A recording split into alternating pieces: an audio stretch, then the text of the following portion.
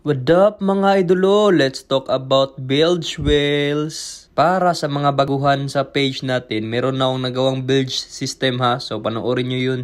So bilge whale no, ito yung paborito ng mga oiler at saka wiper. Kasi parte to ng trabaho nila ang paglinis dyan. Etong engine room bilge whale, makikita nyo to sa pinaka lowest part ng engine room. Ibig sabihin dun sa tank top. At kapag sinabing lowest part ng engine room, ibig sabihin under sea water level. Kasi ano ba yan? Diba yan yung shaft? Ang karugtong yan, yan na yung propeller. So saan nyo ba makikita yung propeller? Below sea water, diba? Balik tayo dito sa bilge whale. Ang pinaka-purpose niya talaga is to collect drained water inside the engine room. Hindi lang yan. Kung meron kayong mga seawater pumps na nagli-leaking or di kaya mga pipings na nagli-leaking, dyan makukolekta yan.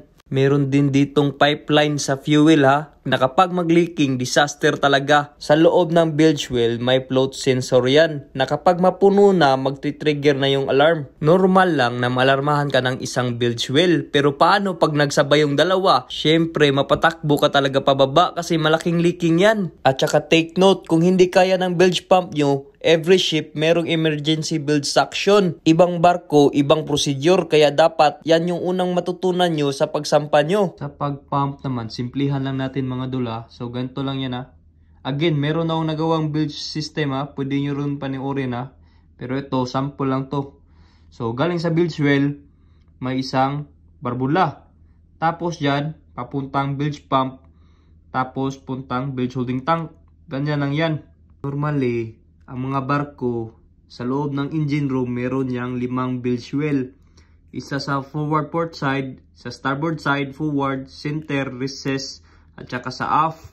Kung meron naman kayong problema sa pag-pump out, minsan mabagal, ang unang titingnan nyo dyan is yung filter ito. Kung madumi na ba. Minsan din matagal kayo nagpa-pump out, kasi nga may isang valvula na nakabukas. Example, ito yung pinapump out nyo. Hindi kayo makakreate ng vacuum kasi nga may isang bukas So matagal talaga. So dapat kung anong ipapump out nyo, dapat yun lang yung nakabukas.